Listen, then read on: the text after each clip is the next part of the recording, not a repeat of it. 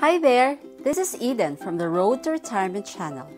Ito ay ang pangalawang episode of the 4-part series on the roadblocks to FIRE o hadlang sa FIRE or Financial Independence, Retire Early. Ngayon, ang i-discuss naman natin ay ang tinatawag na Diderot Effect. Ano? Diderot Effect. Ano ba itong Diderot Effect? Ito ay pinangalan sa isang pilosopo noong 18th century sa France. Tingnan natin kung paano naging hadlang itong Diderot Effect sa FIRE. Tara, let's hit the road!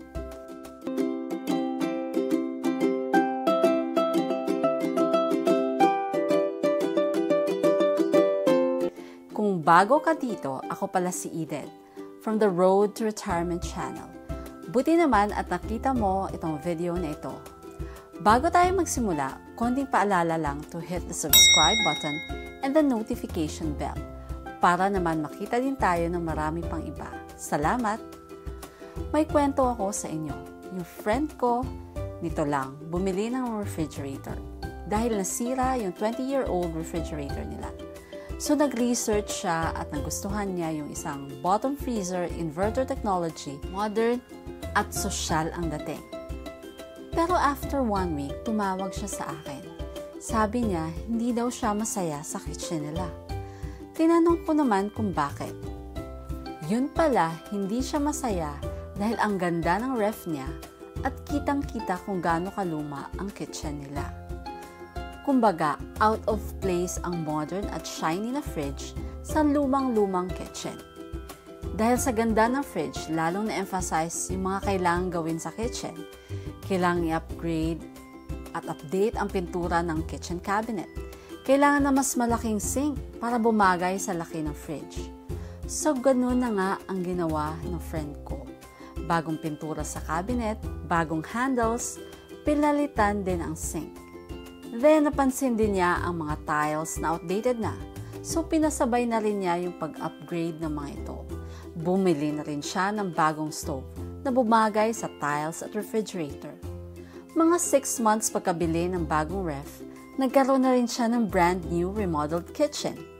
Isipin mo yon, nagsimula lang sa isang bagong refrigerator, nauwi na sa isang remodeled kitchen. Yan ang tinatawag nating Diderot Effect.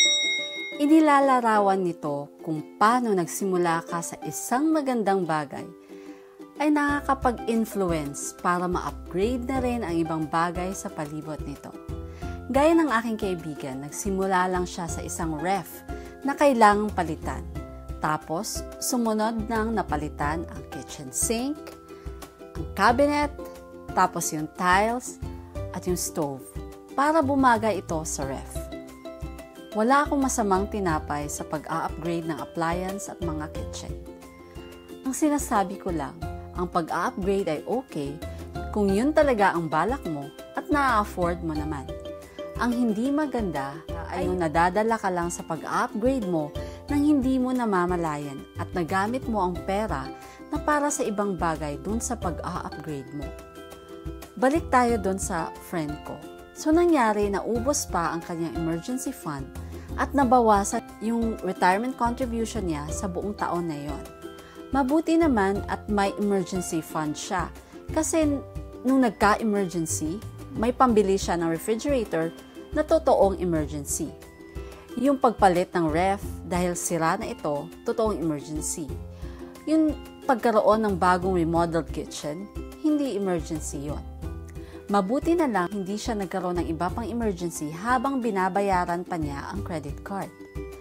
Halos 1 taon din niya na nabayaran ng lahat ang credit card na utang at na-build up ulit ang kanyang emergency fund. Ganito din ang nangyari sa isang 18th century French na philosopher. Ang pangalan ay si Denis Diderot. Buong buhay niya, sakto-sakto lang ang pera niya. Tapos nung naging matanda na siya, napansin ang kanyang mga libro at mga sinulat ng isang Empress Catherine. Dahil dito, binigyan siya ng pera para sa advance work. Medyo malaking halaga ito at bigla siya naging mayaman. So bumili siya ng isang magarang scarlet robe. Yun ang uso nun eh. Nung ginagamit na niya at nagtambay-tambay siya sa office niya, napansin niya kung gaano ka-out of place ang robe niya sa lumang upuan at lamesa.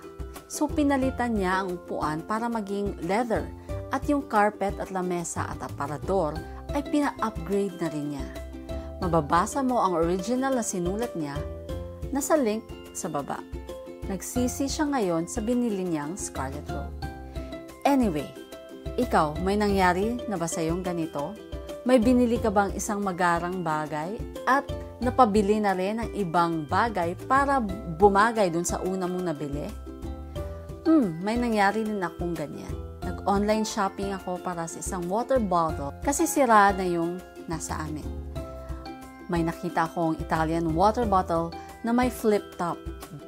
Bago ako nag-check out ng cart, nagdagdag na rin ako ng mga glasses para ka-level naman ng ganda sa water bottle. Ayun, na-Diderot effect din ako. Simple example ito, pero I assure you, marami pang iba dyan. Ikaw, may kwentong Diderot effect ka ba? Mag-comment sa baba at i-share mo na rin. Before you go, ito, may next roadblock sa fire na pwede mong i-play next. Kung nagustuhan mo ang video na ito, please drop a like at i-share na rin sa isang friend. Hanggang sa susunod, bye!